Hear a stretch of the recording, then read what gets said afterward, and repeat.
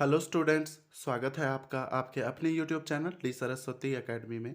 It's me आशीष राउत। तो students, आज जो हम इस वीडियो में सीखेंगे वो विज्ञान कक्षा 10 के पहले चैप्टर रासायनिक अभिक्रियाएं और समीकरण का कुछ इंपॉर्टेंट नोट्स है जो हम इस वीडियो में डिस्कशन करेंगे और आपको समझाने की कोशिश करेंगे। तो इसे अच्छे से समझने के लिए वीडियो को बिना स्किप किए एंड तक ज़रूर देखिएगा, क्योंकि इसमें हम कुछ इंपॉर्टेंट नोट्स जो है वो कवर करेंगे। जो इम्पॉर्टेंट टॉपिक्स वगैरह हैं वो सब हम इसमें इंक्लूड करके इसको समझने की कोशिश करेंगे। लेकिन वीडियो शुरू करने से पहले आपसे एक छोटी सी रिक्वेस्ट है। अगर आप इस चैनल पे नए हो तो चैनल को सब्सक्राइब करके बेल आइकन को प्रेस कर दें, ताकि अगला हम जिस भी प्रश्न का उत्तर या फिर पढ़ाई से रिलेटेड जो भी वीडियोस लाएं वो सबसे पहले आप तक पहुंचे। तो चलिए आज का सेशन शुरू करते हैं। इसमें जो पहला टॉपिक है वो हम पढ़ेंगे रासायनिक अभिक्रिया। रासायनिक अभिक्रिया किसे कहते हैं? इसका उत्तर होगा ऐसे परिवर्तन जिनमें नए गुण वाले पदार्थों का निर्माण होता है उसे रासायनिक अभिक्रिया कहते हैं। इसका उदाहरण है भोजन का पचना, श्वसन, लोहे में जंग लगना, दही का जमना इत्यादि। नेक्स्ट टॉपिक है रासायनिक अभिक्रिया की पहचान। मतलब रासायनिक अभिक्रिया की पहचान हम कैसे करेंगे? इसका आंसर है पदार्थ की स्थिति में परिवर्तन जब हो जाता है, रंग में परिवर्तन, गर्मी का अवशोषण, गर्मी का बनना, गैस का बनना, प्रकाश का बनना, ये जिस भी अभिक्रिया में होगी वहाँ पे हम समझेंगे कि वहाँ पे एक रासायनिक अभिक्रिया हुई है। इसी चीज से हम उसकी पहचान करेंगे। अगला टॉपिक है अभिकारक। जी हाँ, रासायनिक अभिक्रिया में भाग लेने वाले पदार्थों को अभिकारक कहते हैं। जी हाँ स्टूडेंट्स, रासायनिक अभिक्रिया में जो भी तत्व या यौगिक भाग लेता है उसे हम अभिकारक कहते हैं। यह रासायनिक समीकरण में तीर के बाईं ओर लिखा जाता है। दो या दो से अधिक अभिकारकों के बीच धन यानी कि प्लस का चिन्ह होता है। ठीक है, अभिकारकों से मिलकर उत्पाद बनते हैं। जी हाँ स्टूडेंट्स, जब अभिकारक दो या दो से अधिक अभिकारक होते हैं वो मिलकर उत्पाद का निर्माण करते हैं। या कभी कभी क्या होता है, एक ही अभिकारक होता है, वो टूटकर अलग अलग उत्पाद का निर्माण करता है। अगला टॉपिक है उत्पाद। इसका आंसर है ऐसे पदार्थ जिनका निर्माण रासायनिक अभिक्रिया के फलस्वरूप होता है उन्हें उत्पाद कहते हैं। जी हाँ स्टूडेंट्स, जो रासायनिक अभिक्रिया के बाद बनता है, रासायनिक अभिक्रिया के फलस्वरूप बनता है, उसे हम उत्पाद कहते हैं। अगला है रासायनिक समीकरण। जी हाँ, किसी रासायनिक अभिक्रिया में भाग लेने वाले अभिकारकों तथा उत्पादों को उनके संकेतों व सूत्रों की सहायता से संक्षेप में प्रदर्शित करना ही रासायनिक समीकरण कहलाती है। जब हम रासायनिक अभिक्रिया को उसके संकेत या सूत्रों के द्वारा दर्शाते हैं तो उसे ही हम रासायनिक समीकरण कहते हैं। अगला है इसी में, रासायनिक समीकरण में अभिकारकों के संकेत व सूत्र तीर के बाईं ओर लिखते हैं तथा उत्पाद जो होता है उसका संकेत और सूत्र तीर के दाईं ओर लिखते हैं। किसी रासायनिक अभिक्रिया को रासायनिक समीकरण के द्वारा ही निरूपित किया जाता है। रासायनिक समीकरण में तत्वों के प्रतीक या अभिकारक और उत्पादों के रासायनिक सूत्र उनकी भौतिक अवस्था के साथ लिखे जाते हैं। जी हाँ स्टूडेंट्स, आपने देखा होगा कई बार कि जो रासायनिक समीकरण लिखते हैं उसके बगल में ब्रैकेट में जी या फिर एस या फिर ए क्यू ये सारा कुछ लिखा हुआ होता है। उसका मतलब होता है भौतिक अवस्था उनकी जो है वो लिखा हुआ होता है। जी का मतलब गैस होता है, एस का मतलब सॉलिड मतलब ठोस, और एल क्यू या फिर ए क्यू का मतलब होता है एक्वस यानी कि जलीय।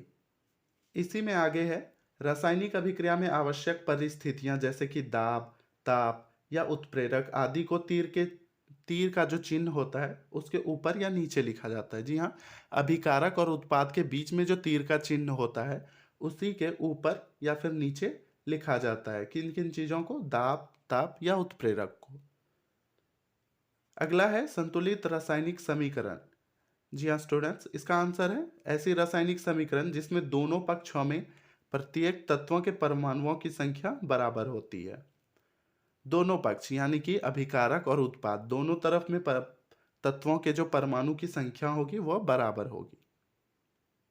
उसे ही हम संतुलित रासायनिक समीकरण कहते हैं। इसी में अगला है संतुलित रासायनिक समीकरण का महत्व। मतलब संतुलित रासायनिक समीकरण का महत्व क्या है और इसे संतुलित क्यों करना चाहिए, मतलब इसे संतुलित क्यों किया जाना चाहिए। इसका आंसर है द्रव्यमान संरक्षण नियम। यानी कि किसी भी रासायनिक द्रव्यमान संरक्षण नियम क्या है ये जानेंगे पहले। किसी भी रासायनिक अभिक्रिया में द्रव्यमान का न तो निर्माण होता है और ना ही विनाश होता है। इसी नियम का पालन करने के लिए रासायनिक समीकरण को संतुलित करना आवश्यक होता है। जी हाँ स्टूडेंट्स, ये जो द्रव्यमान संरक्षण का नियम है, इसी नियम के पालन हेतु रासायनिक समीकरण को हम संतुलित करते हैं। रासायनिक अभिक्रियाओं के प्रकार। रासायनिक अभिक्रियाओं के कुछ प्रकार होते हैं जिनके बारे में अभी हम आगे देखते हैं। जैसे पहला हम जानेंगे संयोजन अभिक्रिया के बारे में। संयोजन अभिक्रिया ऐसी अभिक्रिया जिसमें दो या दो से अधिक अभिकारक मिलकर एकल उत्पाद का निर्माण कर। संयोजन अभिक्रिया में होता है दो या दो से अधिक अभिकारक तो होंगे लेकिन वो सभी मिलकर उत्पाद एक ही बनाएंगे, एक ही उत्पाद का निर्माण करेंगे। उसे संयोजन अभिक्रिया कहते हैं। जैसे उसका उदाहरण आप देख सकते हैं यहाँ नीचे, C+O2 यानी कि कार्बन जब ऑक्सीजन से अभिक्रिया करेगा तो CO2 यानी कि दोनों मिल जाएगा और एक ही उत्पाद कार्बन डाइऑक्साइड का निर्माण करेगा। इसे हम संयोजन अभिक्रिया कहेंगे। अगला इसी में है वियोजन अभिक्रिया। ऐसी अभिक्रिया जिसमें एकल अभिकारक टूटकर दो या दो से अधिक उत्पाद का निर्माण करता है। जी हाँ स्टूडेंट्स, वियोजन अभिक्रिया में ठीक संयोजन का उल्टा होता है। संयोजन में दो या दो से अधिक अभिकारक लेकिन एक उत्पाद, और वियोजन में दो या दो से अधिक उत्पाद हो जाएगा और अभिकारक एक ही रहेगा। यानी कि एक ही अभिकारक जो है वो टूट कर दो या दो से अधिक उत्पाद बनेगा। उसे वियोजन अभिक्रिया कहते हैं। ये 3 प्रकार के होते हैं। वियोजन अभिक्रिया जो होती है वो 3 प्रकार की होती है। पहला है ऊष्मीय वियोजन। यह ऊष्मा के द्वारा किया गया वियोजन होता है। जैसे इसका उदाहरण है CO2 का टूटना, यानी कि CO2 जब ऊष्मीय वियोजन के तहत कार्बन और ऑक्सीजन में टूटता है। अगला है वैद्युत वियोजन। विद्युत धारा प्रवाहित करके किया गया वियोजन अभिक्रिया। इसमें क्या होता है, जल को हम वैद्युत वियोजन के द्वारा ही तोड़ते हैं, हाइड्रोजन में और ऑक्सीजन में। उसका उदाहरण आप नीचे देख सकते हैं, 2H2O equal to 2H2 plus O2, यानी कि जल जो है वो वियोजित होकर हाइड्रोजन और ऑक्सीजन में परिवर्तित हो जाता है। अगला है प्रकाशीय वियोजन। सूर्य के प्रकाश द्वारा होने वाला वियोजन। तो सूर्य के प्रकाश के द्वारा जो वियोजन होता है, जैसे कि उसका उदाहरण है AgCl यानी कि सिल्वर क्लोराइड। जब सिल्वर क्लोराइड पर सूर्य का प्रकाश पड़ता है तो यह सिल्वर और क्लोराइड में वियोजित होकर अलग हो जाता है। इसी में आगे है ऊष्माक्षेपी अभिक्रिया। वैसी रासायनिक अभिक्रिया जिसमें उत्पादों के साथ ऊष्मा भी निकलती है उसे ही ऊष्माक्षेपी अभिक्रिया कहते हैं। जी हाँ स्टूडेंट्स, इसमें क्या होगा, अभिकारक से अभिक्रिया करने के बाद जो भी अभिकारक होंगे वो अभिक्रिया करने के बाद जो उत्पाद का निर्माण करेंगे उसी में उत्पाद के साथ ही ऊष्मा भी निकलेगी, उसे ही ऊष्माक्षेपी अभिक्रिया कहेंगे हम। उदाहरण आप देख सकते हैं CH4 प्लस 2O2 यानी कि मीथेन गैस को जब हम ऑक्सीजन गैस की उपस्थिति में जलाते हैं तो CO2 प्लस 2H2O यानी कि कार्बन डाइऑक्साइड और जल बनता है और साथ ही ऊष्मा भी निकलती है। इसमें अभिक्रिया के बाद ऊष्मा निकल रही है, इसलिए ऊष्माक्षेपी अभिक्रिया भी कहेंगे। ठीक है। अगला है ऊष्माशोषी अभिक्रिया। ठीक ऊष्माक्षेपी के विपरीत। ऊष्माक्षेपी में क्या होता था, ऊष्मा निकलती थी अभिक्रिया के बाद, और इसमें क्या होगा, ऊष्मा का शोषण होगा। अभिक्रिया के दौरान ऊष्मा शोषित कर ली जाएगी। जिस रासायनिक अभिक्रिया में ऊष्मा अर्थात ऊर्जा का अवशोषण होता है उसे ही ऊष्माशोषी अभिक्रिया कहते हैं। उदाहरण के लिए आप देख सकते हैं PbNO3 जो है ऊष्मा के साथ अभिक्रिया करके क्या बनाता है, 2PbO plus NO2 plus O2। ये जो अभिक्रिया है ये एक ऊष्माशोषी का उदाहरण है क्योंकि इसमें ऊष्मा जो है शोषित किया जा रहा है PbNO3 के द्वारा। इसी में एक नोट है कि जो संयोजन अभिक्रिया होती है वो अक्सर ऊष्माक्षेपी होती हैं और वियोजन अभिक्रियाएं अक्सर ऊष्माशोषी होती हैं। ठीक है, ये एक नोट है, इसे आप नोट कर लीजिए। अगला है विस्थापन अभिक्रिया। वह रासायनिक अभिक्रिया जिसमें अधिक अभिक्रियाशील तत्व कम अभिक्रियाशील तत्व को उसके यौगिक से विस्थापित कर देता है या हटा देता है। ठीक है, और उसका स्थान स्वयं यानी कि खुद ग्रहण कर लेता है, तो वह अभिक्रिया विस्थापन अभिक्रिया कहलाती है। या दूसरे शब्दों में, जब कोई एक तत्व दूसरे तत्व को उसी के यौगिक से विस्थापित कर खुद उसका स्थान ग्रहण कर लेता है, तो वह विस्थापन अभिक्रिया होती है। इसे एकल विस्थापन अभिक्रिया भी कहते हैं। जैसे उदाहरण के लिए आप देख सकते हैं Zn plus H2SO4 equal to ZnSO4 plus H2। यहाँ Zn ने H2 को विस्थापित कर उसी का जगह ग्रहण कर लिया है, तो इसे हम एकल विस्थापन कहेंगे। ठीक है। अगला है द्विविस्थापन अभिक्रिया। वह रासायनिक अभिक्रिया जिसमें दो अभिकारकों के बीच परमाणु या परमाणु के समूह का आदान प्रदान होता है, उसे द्विविस्थापन अभिक्रिया कहते हैं। या दूसरे शब्दों में, वह रासायनिक अभिक्रिया जिसमें अभिकारकों के बीच आयनों के समूह अर्थात मूलकों का आदान प्रदान होता है, उसे द्विविस्थापन अभिक्रिया कहते हैं। इसमें क्या होगा, दो यौगिकों के बीच मूलकों का यानी कि आयनों के समूह का जो है, या फिर परमाणुओं के समूह का, जो भी आप बोल सकते हैं, उसका आदान प्रदान हो जाता है। मतलब दोनों एक दूसरे को अदला बदली कर लेता है। ठीक है। जैसे उदाहरण के लिए आप देख सकते हैं Na2SO4 प्लस BaCl2 और बराबर के बाद होगा BaSO4 प्लस 2NaCl, जिसमें Na2SO4 से SO4 को विस्थापित किया जाता है, मतलब बदल के Cl2 को ले लेता है, और Ba जो है वो बदल के SO4 को ले लेता है, और दोनों एक नया नया यौगिक बना लेता है।